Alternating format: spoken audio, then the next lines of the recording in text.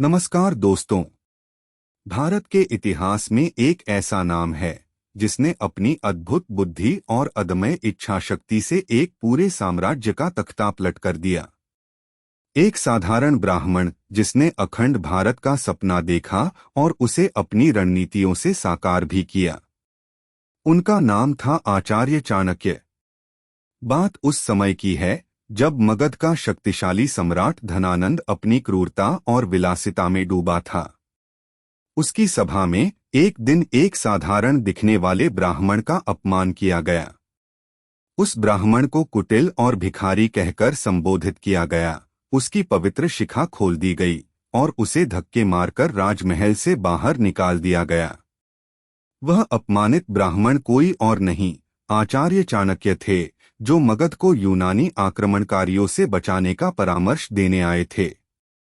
अपमान की अग्नि में जलते हुए चाणक्य ने भरी सभा में प्रतिज्ञा ली कि जब तक वे इस अहंकारी अन्यायी धनानंद को मगध के सिंहासन से हटा नहीं देंगे, तब तक अपनी शिखा नहीं बांधेंगे।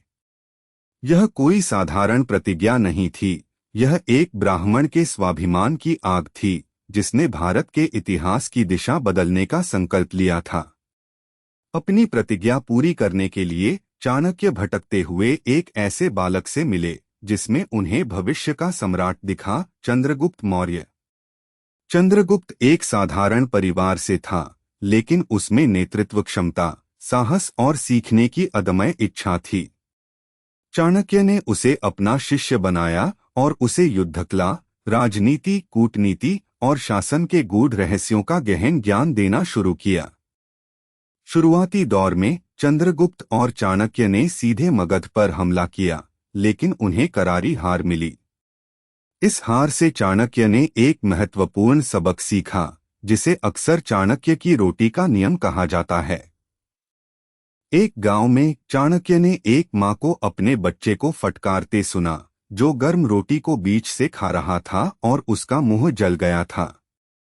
मां ने कहा, तुम भी चाणक्य की तरह मूर्ख हो, जो पहले बीच के मजबूत किले पर हमला करते हो। किनारे से खाओ बच्चे, ताकि न जले और पेट भी भरे। इस घटना ने चाणक्य की आंखें खोल दी। उन्होंने अपनी रणनीति बदली। उन्होंने मगध के आसपास के छोटे राज्यों और सीमावर्ती क्षेत्रों पर पहले कब्जा करना शुरू किया। उन्होंने छोटे राज्यों को अपने अधीन किया, उनकी सेनाओं को जोड़ा और धीरे धीरे मगध को चारों ओर से घेर लिया। यह उनकी पहली चालाकी थी, सीधे युद्ध से पहले शक्ति और समर्थन जुटाना। लेकिन चाणक्य केवल युद्धकला का ही इस्तेमाल नहीं करते थे। उन्होंने मनोवैज्ञानिक युद्ध, जासूसी और आर्थिक नाकेबंदी का भी सहारा लिया।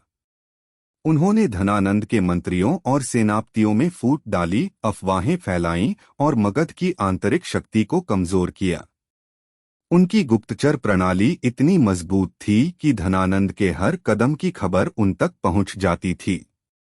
उन्होंने पर्वतक जैसे शक्तिशाली राजाओं से गठबंधन किया और जब आवश्यकता पड़ी तो उन्हें भी अपनी योजनाओं का मोहरा बनाया। यह उनकी कूटनीति की पराकाष्ठा थी। अंततः जब मगध की आंतरिक शक्ति कमजोर हो चुकी थी और चंद्रगुप्त की सेना विशाल और अनुभवी हो गई थी, तब उन्होंने निर्णायक हमला किया।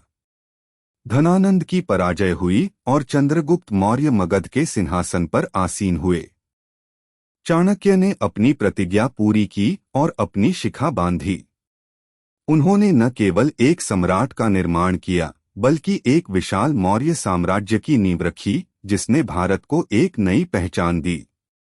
चाणक्य की कूटनीति और बुद्धिमत्ता आज भी राजनीति और प्रबंधन के छात्रों के लिए प्रेरणा का स्रोत है। उनकी चालाकी केवल छल नहीं थी, बल्कि एक दूरदर्शी रणनीति थी, जो धर्म और राष्ट्रहित पर आधारित थी।